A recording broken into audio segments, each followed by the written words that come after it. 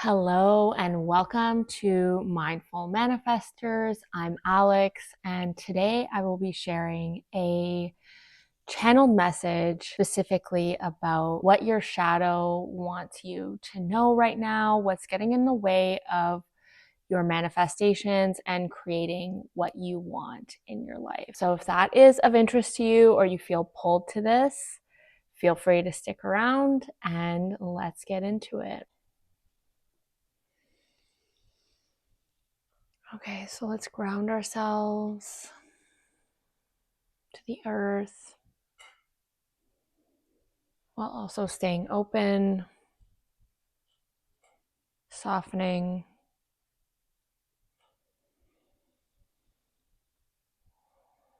So the main thing with the shadow is that contrary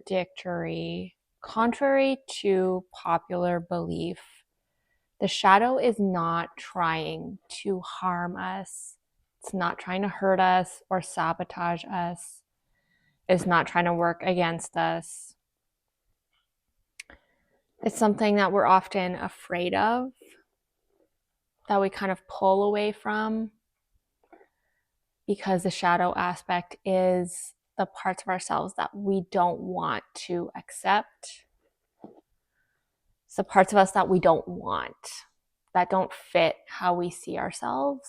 It's often the parts of ourselves that holds most of our pain, our trauma, the things that we don't want to look at, that we don't want to feel. That's often what our shadow represents.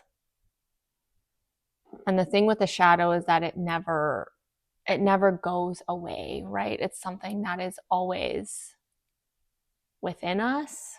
It's a part of us that's looking to be acknowledged, that's looking to be seen, and that's ultimately looking for wholeness. And the thing with the shadow, with our shadows, is that because we suppress it so much, because we don't want to feel it, we don't even want to acknowledge it, because we don't want it, we're pushing it away and we ignore it. And it essentially becomes like a child with unmet needs, extreme unmet needs.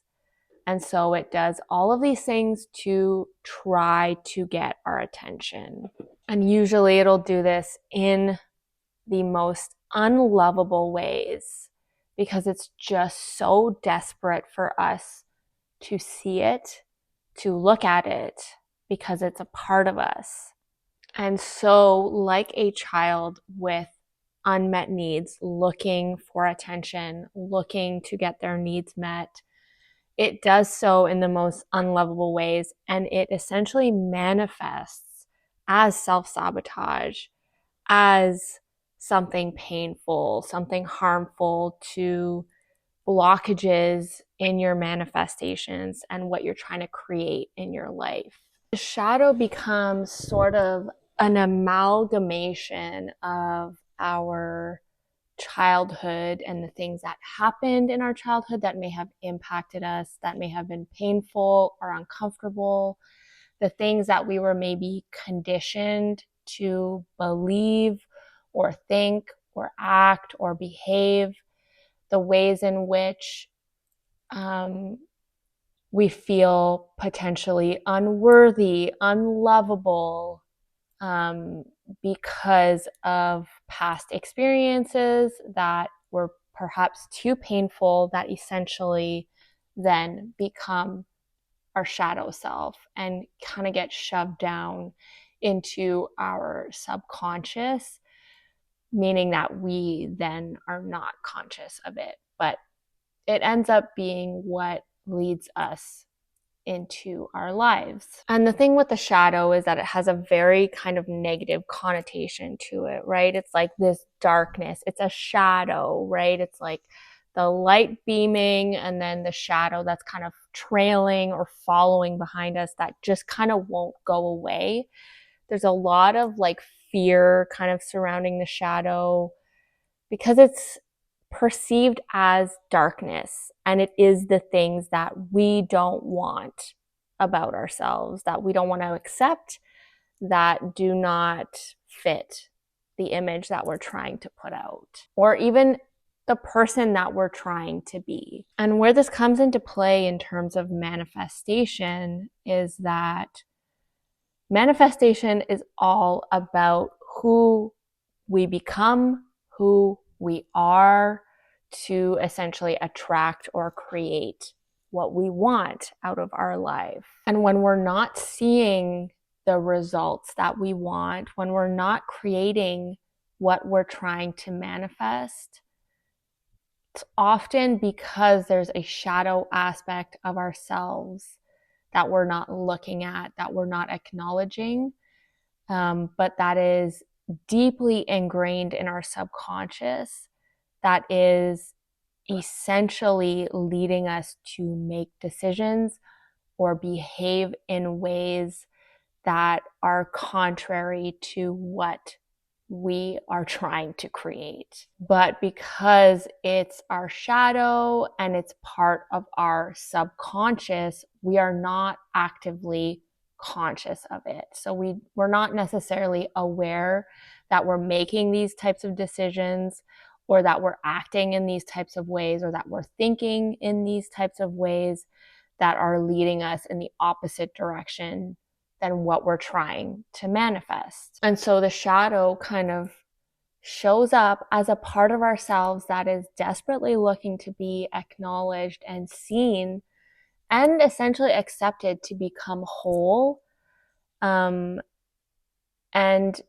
actually, in terms of manifestation, can help us move and propel ourselves forward in terms of what we're trying to create. Because when we're more whole, our energy flows more easily and we have more momentum as we move forward towards our goals and what we're trying to create and what we're trying to attract in. And so looking at our shadows and acknowledging them and kind of healing them and bringing them into our being and kind of making ourselves more whole in that way is actually essential in terms of manifestation and creating the life that we desire. Because when we're able to integrate our shadow parts of ourselves, we stop fragmenting our energy between who we want to become and who we are in reality. Those two can finally essentially come together to propel you in the direction that you want, to create what you want and manifest what you want. So if you're familiar with things like the law of attraction or the law of assumption, things like that, where you attract what you become, it essentially, there is truth to this in the sense that in order to create what you want, you have to become it. And to become it, you have to be aware of who you actually are and what you're actually putting out into the world, and the energy that you're putting out, the thoughts that you're putting out, the behaviors that you are acting on. But what's often missing in this kind of calculation is that it's not just about replacing the thought. It's not just about seeing that you are potentially feeling unworthy of something, or that you feel unlovable and unworthy of that new relationship that you're trying to manifest, or of the income that you're trying to create. It's not just about being aware of those thoughts and those behaviors that you will take because of those thoughts. It's about actually understanding where those thoughts come from, where they were birthed, allowing them to come through, allowing the energy and the emotion behind them to come through, softening to that, to allow yourself to be open to something else. It's about unblocking that energy, that whatever fragment of energy of, say you want to be person A and you want to manifest life A, but you're still stuck in paradigm and lifestyle B. It's not just about saying, I need to change my thoughts to be in lifestyle A. It's about healing whoever you are in that situation, whatever shadow aspects of yourselves that brought you here. It's about healing those and acknowledging them, but actually allowing the flow of energy to move through you, to unblock the energy, to allow openness to see the possibilities and feel the possibilities of lifestyle A. It's not just about the thought process. That isn't enough to manifest or create something new. It's part of it, but that in and of itself, just the thought process is not enough. And that's where shadow work comes into play, where it can really help you essentially quantum leap into your new reality. If you're able to actually look at yourself honestly and heal yourself honestly and reparent yourself and look at your shadow, not as something scary, not as something that's trying to harm you, but actually something that's trying to help you understand yourself better, help you heal. Now, how do we find these shadow aspects of ourselves and how do we become aware of these shadow aspects of ourselves? One of the easiest and simplest ways is to understand the patterns of your life.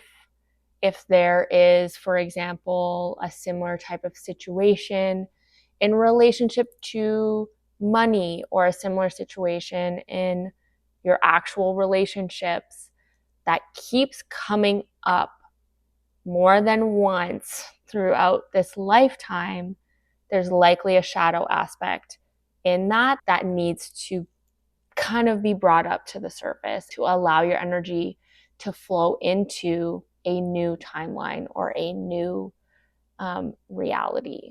If you find yourself easily triggered by something, if you find yourself constantly in the same type of emotional landscape that you are not trying to create, that could also be a sign of your shadow. And essentially, once you pick up on those patterns, whatever it is that they come up, you see it and you soften to it and you allow that energy, that emotion, no matter how painful or uncomfortable it is, you allow it, you soften, and you get the answers that you need to create and manifest what you want. You get the answers that you need to move forward and to become more whole. And you integrate all of these parts of yourself to not be so fragmented in where your energy is moving and much more driven in the direction that you want to drive it in. And when we're able to work with our shadow, when we're able to integrate it into our being, it actually makes us more human. It actually connects us more to the people around us and grounds us to this plane. So I hope that this video was helpful. If you have any additional questions or are looking for guidance, please let me know in the comments. And if you liked this video, make sure to like, follow, and subscribe. I'm hoping to make more videos about these types of things to hopefully help you as much as it's helped me. So if you like this kind of stuff, make sure to like, follow, and subscribe. And thank you for watching, and we'll see you later. Mwah.